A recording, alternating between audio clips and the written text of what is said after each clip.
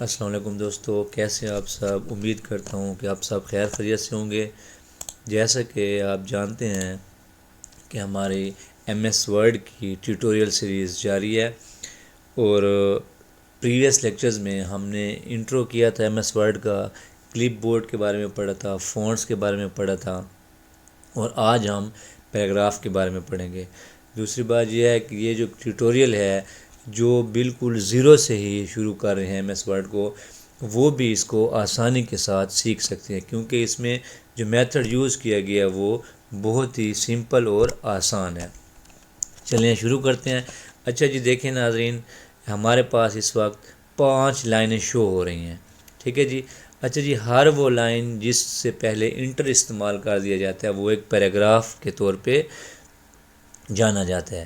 اگر آپ ان لائنز کے درمیان انٹر کا استعمال نہیں کرتے تو وہ 2 لائنیں ہوں، 3 لائنیں ہوں، جتنی بھی لائنیں ہوں گی، اگر ان کے درمیان انٹر نہیں ہے تو وہ ایک پیراگراف کنسیڈر ہوں گی، اور اگر ایک ہی لائن ہے اور اس کے درمیان انٹر استعمال کیا گیا ہے، جو نیکسٹ لائن ہوگی وہ نیکسٹ پیراگراف ہی کنسیڈر کی جائے گی۔ اب جیسے دیکھیں ہمارے پاس یہ 4 پیراگراف ہیں، 1 2 3 اور 4۔ اب یہ 2 لائنیں ایک پیراگراف کیوں ہیں؟ کیونکہ ان دونوں کے درمیان انٹر کا استعمال نہیں کیا گیا ہے۔ اس بات کو آپ نے ذہن میں رکھنا ہے۔ اچھا جی، آج ہم نے پیراگراف کے بارے میں پڑھنا ہے کہ پیراگراف سیٹنگ کیسی ہوتی ہیں۔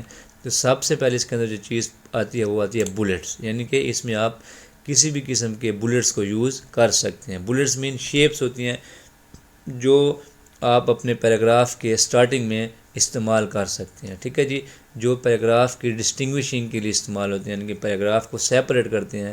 آپ کو پتہ چلتا ہے کہ آپ کی جو لائن یا پیراگراف ہے وہ یہاں سے شروع ہو رہا ہے، ٹھیک ہے جی۔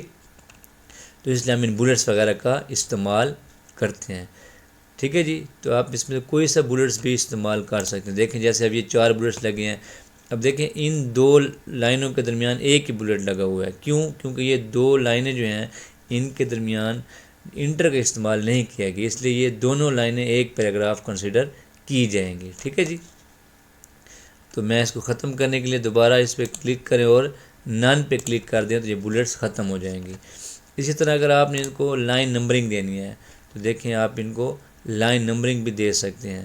اچھا جی، جس قسم کی آپ دینا چاہیں وہ اسی قسم کی آپ دے سکتے ہیں۔ جیسے اب دیکھیں ایک سمپل 1 2 ہے، اس کے آگے پوائنٹ لگا ہوا ہے، یہ دیکھیں اس میں جو ہے وہ بریکٹس لگی ہوئی ہیں، یہ دیکھیں رومن گنتی میں ہے، یہ کیپٹل اے بی سی میں ہے، یہ اسمال اے بی سی میں ہے، ٹھیک ہے جی۔ یہ دیکھیں اس طرح آپ کوئی سی بھی نمبرنگ جو ہے وہ اس کے اندر یوز کر سکتے ہیں، ٹھیک ہے بیٹا۔ اگلی چیز ہے جی، آپ کے پاس ملٹی لیول لسٹس، ٹھیک ہے جی۔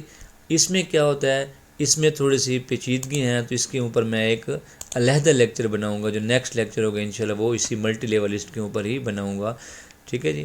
اگلی چیز ہے جی الائنمنٹ۔ الائنمنٹ کیا ہوتی ہے؟ یعنی کہ آپ کا ٹیکسٹ جو ہے وہ کہاں سے شروع ہو، لیفٹ سائڈ سے ہو، رائٹ سائڈ سے ہو، ٹھیک ہے جی، سینٹر سے ہو، کہاں سے ہو۔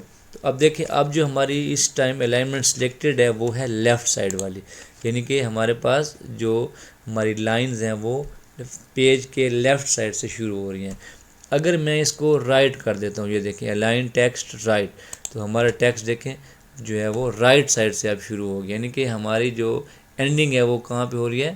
رائٹ سائڈ پہ ہو رہی ہے، ٹھیک ہے جی۔ اگر میں اس کو سینٹر کر دیتا ہوں تو ہماری جو الائنمنٹ ہے وہ کیا ہوگی؟ پیج کے سینٹر میں ہوگی، ٹھیک ہے جی۔ تو دوبارہ سے ہم اس کو لیفٹ کر لیتے ہیں۔ تو یہاں تک امید کرتا ہوں آپ کو سمجھ آ گئی ہوگی۔ اگلی چیز ہے جی جسٹیفائی۔ جسٹیفائی میں کیا ہوتا ہے کہ یہ آپ کے ٹیکسٹ کو اور ورڈز کو خود بخود جسٹیفائی کر دیتے ہیں۔ ان کے اگر کہیں پہ اسپیسز میں کوئی مسئلہ ہو، ان کی یعنی کہ اسپیسز صحیح نہ آئی ہوئی ہوں، تو وہ خود بخود جو ہے وہ ان کو جسٹیفائی کر دیتے ہیں، جیسے کہ وہ ایم ایس ورڈ کا اوریجنل ہوتا ہے، جیسے کہ ایم ایس ورڈ کا اپنے جو بائی ڈیفالٹ جسٹیفیکیشن لیول ہوتے ہیں اس کے اوپر یہ ان کو جسٹیفائی کر دیتے ہیں، ٹھیک ہے جی۔ اگلی چیز ہے ہمارے پاس لائن سپیسنگ، یعنی کہ آپ کے پاس جو یہ لائنیں لگی ہوئی ہیں ان کے اندر سپیسنگ کتنی ہو، ان کے اندر جو اسپیس ہے وہ کتنی ہو۔ مثال ہے میں اب ان 2 کے درمیان دیکھیں اسپیس ہے، تو میں یہاں سے 1.15 ہے 1.0 کر دوں، دیکھیں ان 2 کے درمیان اسپیس کم ہو گئی ہے۔ اب دیکھیں میں ان کے اوپر 2.0 کرتا ہوں تو ان دو کے درمیان اسپیس کیا ہو گئی ہے، زیادہ ہو گیا، ٹھیک ہے جی۔ 2.5 کرتا ہوں تو زیادہ ہو جا رہی ہے۔ اچھا دیکھیں جن دو کو میں سلیکٹ کیا ہے ان سے پیچھے بھی جو ہے وہ اسپیس زیادہ ہو گیا، جیسے دین پروسیس اور آفٹر پروسیسنگ ان دو کے درمیان بھی اسپیس زیادہ ہو گئی ہے، کیونکہ یہاں پہ میرے پاس اسپیس جو ہے آفٹر پیراگراف ریموو نہیں کی ہوئی۔ اگر میں یہ کر دوں تو یہ دیکھیں اسپیس جو ہے وہ ان کے درمیان کم ہو گئی ہے، ٹھیک ہے۔ تو اگر میں یہاں پہ ایڈ اسپیس بیفور پیراگراف کرتا ہوں تو ان دو کے درمیان جو ہے وہ اسپیس ایڈ ہو جائے گی، یہ دیکھیں، ٹھیک ہے جی۔ تو اگر میں اب ان کے درمیان ختم کرنا چاہتا ہوں تو میں پھر سے ان کو سلیکٹ کروں گا اور یہاں سے میں ان کو ریموو اسپیس آفٹر پیراگراف کروں گا تو یہ ختم ہو جائیں گی۔ اب میں ان کو پہلے ایڈ کر لیتا ہوں، یہ دیکھیں اس کی بھی اور اس کو بھی۔ اب میں ان کو ریموو کروں گا، دیکھیں یہ ریموو اسپیس ہو جائے گی، ٹھیک ہے جی۔ اچھا ان دو کے درمیان اب دیکھیں ریموو اسپیس کیوں نہیں ہو رہی، کیونکہ ان کے اوپر جو اسپیس لیول ہے میں نے 2.5 کی ہوتی، جو ہی میں اس کو کم کروں گا دیکھیں وہ اسپیس جو ہے ان کے درمیان کم ہو گئی ہے، ٹھیک ہے جی۔ تو اس طرح آپ ان کی اسپیس کم یا زیادہ کرا سکتے ہیں لائنز کے درمیان، ٹھیک ہے جی۔ جتنی آپ کو چاہیے آپ اس کے مطابق ایڈجسٹ کرا سکتے ہیں۔ تو یہ تھی لائن اسپیسنگ۔ اگلی چیز ہے جی ہمارے پاس شیڈنگ، یعنی کہ آپ ان کے اندر شیڈ دے سکتے ہیں جو آپ کا جتنا بھی سلیکٹڈ ایریا ہے۔ ہم نے پچھلے میں پریویس لیکچر میں پڑھا تھا کہ اس میں آپ صرف ٹیکسٹ کلر دے سکتے تھے اور اس کے اندر صرف اور صرف آپ جو لائنز ہے اس لائن بائی لائن جو ہے کلر ہوتا ہے۔ جیسے میں دوبارہ سے آپ کو سمجھا دوں، یہ دیکھیں صرف لائن بائی لائن ہے۔ جیسے اب دیکھیں یہ جگہ اسپیس ہے، اس کے اندر کوئی لکھائی نہیں کی گئی تو یہاں پہ اس کو کلر نہیں کیا گیا، لیکن اس کے اندر کیا ہوتا ہے، سلیکٹ کر لیتے ہیں تو یہ نو کلر ہو گیا۔